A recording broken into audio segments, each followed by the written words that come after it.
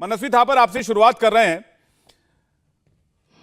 जब सिसोदिया को सीबीआई ने गिरफ्तार किया, इसके लिए प्लानिंग बहुत पहले से शुरू कर दी गई थी आम आदमी पार्टी की तरफ से कि इसको पूरे नेशन वाइड भुनाना है और ऐसा दिखाना है कि विपक्ष को दबाने का काम, विपक्ष को जबरन जेल में डालने का काम मोदी सरकार कर रही है और मोदी सरकार की इमेज को खराब करने की कोशिश करनी है। क्या सिर्फ सिसोदिया के कंधे पर रखकर 24 के चुनाव की तैयारी कर रहे हैं आप लोग, या फिर पूरे विपक्ष को लामबंद करने के लिए अब सिसोदिया का सहारा लिया जा रहा है? देखिए, सिसोदिया का सहारा लेने की इसमें कोई जरूरत नहीं है। ये तो क्या है कि जिस तरीके से बीजेपी का रवैया रहा है, आप देखिए 2014 से लेकर अब तक पी चिदम्बरम से जो सिलसिला शुरू हुआ है कि विपक्षी दलों के नेताओं को आप अरेस्ट करते जाइए। एक्साइज पॉलिसी की अगर बात करें तो ऐसा नहीं है सिर्फ ये आम आदमी पार्टी ने दिल्ली में किया है। 2020 में असम ने रिडक्शन किया है 25%, गोवा ने 2019 में 25% लेकर में रिडक्शन किया था, हरियाणा ने 50% रिडक्शन किया था 2019 में, कर्नाटका ने। फ्रीडम ऐप से सीखकर क्या आप पिसे हुए तेल का उत्पादन करते हैं? अगर ऐसा है तो आप अपने तेल को 1 करोड़ फ्रीडम ऐप के जो ग्राहक हैं उन्हें बिना किसी खर्चे के आप उसे बेच सकते हैं। 35% बियर पे और वाइन पे 30% 2019 पे किया था। तो बीजेपी की रूल सरकारों ने भी किया है, पर क्या है कि इनको जैसे ही मौका मिलता है किसी भी विपक्ष के दल के नेता पे अटैक करने का, वो लगातार करते आ रहे हैं। इसमें कोई नया नहीं, पर रियलिटी ये कितना कन्विक्शन रेट आ रहा है। आप विपक्ष के नेताओं के ऊपर एफआईआर करते हैं, उनको अरेस्ट करवाने की कोशिश करते हैं, पर कन्विक्शन रेट क्या है? एकदम 0/0 है इनका। तो वहां पे कहीं ना कहीं ये फेल हो रहे।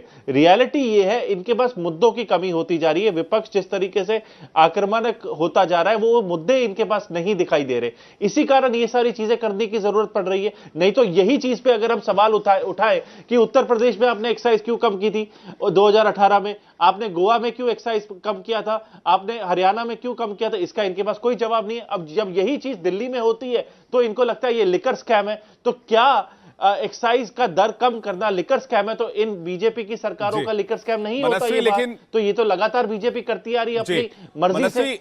मनस्वी, लेकिन वहां के नेता तो फोन नहीं तोड़ रहे थे, वहां के नेता तो फोन से डेटा डिलीट नहीं कर रहे थे, वहां के लोग तो एविडेंस छिपाने की कोशिश नहीं कर रहे थे।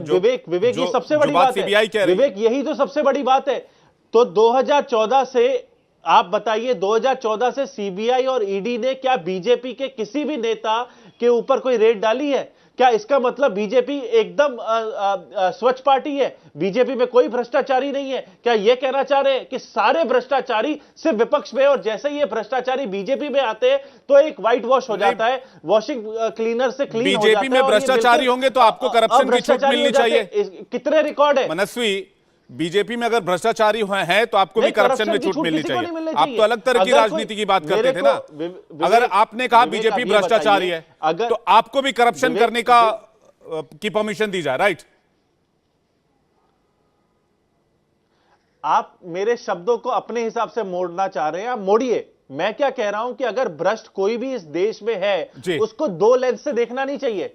अगर कोई भी व्यक्ति विपक्ष में भ्रष्टाचारी है तो वह भ्रष्टाचारी है, अगर कोई व्यक्ति बीजेपी में भ्रष्टाचारी है तो उस व्यक्ति को भी इसी स्वर में आपको सवाल पूछना चाहिए। हमारे शाजिया मिसेस का जवाब ले लेते हैं। ताकत है या शक्ति है वो बदली हुई दिखती है।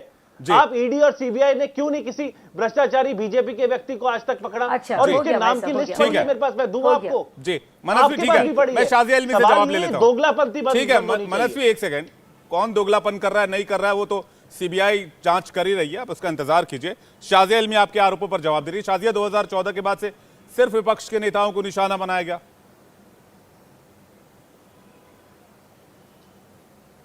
देखिए, अगर विपक्ष के नेता या इस पक्ष के नेता नहीं चाहते कि उनको निशाना बनाया जाए तो वो भ्रष्टाचार ना करें। मतलब बहुत आसान सी बात है ना। आप भ्रष्टाचार करेंगे, पकड़े जाएंगे, और किस तरह से?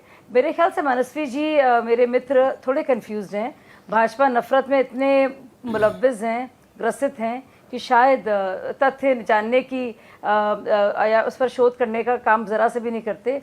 थोड़ी मेहनत करेंगे तो वो समझेंगे ये एक्साइज कम करने का मामला नहीं है, ये कमीशन को 2 से 12% बढ़ाने का मामला है, एक नई आबकारी लाने का मामला है। और वो आबकारी पॉलिसी जो आई थी, इसको अपने दोस्तों को पहले दिखाकर, बल्कि उन्हीं से ड्राफ्ट कराकर फिर रेगुलेट करने की बात है। इसमें अपने ही मित्रों को जो क्लोज हैं, वो चाहे रिटेल मैन्युफैक्चरर्स को रिटेल का भी दे दिया गया है इसमें परमिशन, जो कि जी। पूरी तरह से गलत है। स्कूलों और मस्जिदों और मंदिरों के पास या किसी भी धार्मिक स्थान के पास शराब की दुकानें खोलना मना था, लेकिन उन्होंने वो पूरी पॉलिसी को बदलकर एक नई आबकारी पॉलिसी लाए। अब कह सकते थे कि आबकारी रेवेन्यू ज़्यादा मिलेगा।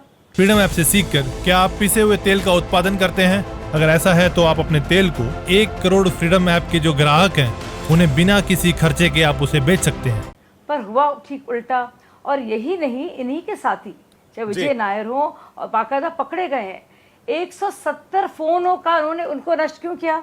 चलिए, अगर ये भ्रष्ट नहीं थे तो ना नष्ट करते। अच्छा, और सीबीआई अगर इनके साथ नाइंसाफी कर रही होती, ईडी इनके साथ किसी और के साथ नाइंसाफी कर रही होती, तो आप ये बताइए, जो कहीं देखते हैं पहाड़ों के ढेर नोटों के, यहाँ पे हम बाकायदा देख रहे हैं कि हर जगह धड़ल्ले से शराब बिक रही है। सेल और कंजम्पशन बढ़ता है 57% वाइन का, और विस्की का 89%, या इनमें से कोई एक। और होता क्या है, राजस्व गिरता है, 193 करोड़ कम होता है जी। तो ये तो बहुत बुनियादी बात है। दूसरी बात है, अगर आबकारी नीति इतनी अच्छी थी, आपने इसको वापस क्यों लिया?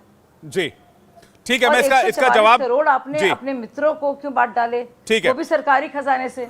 तो बहुत जरूरी सवाल है, मुझे लगता है मैं तथ्यों पर आधारित, हमारी भावनाएं तो बहुत कुछ कहेंगी। जी। इंडिया टीवी हर वक्त हर जगह डाउनलोड करने के लिए सर्च करें India TV news Google play store या ऐप स्टोर पर।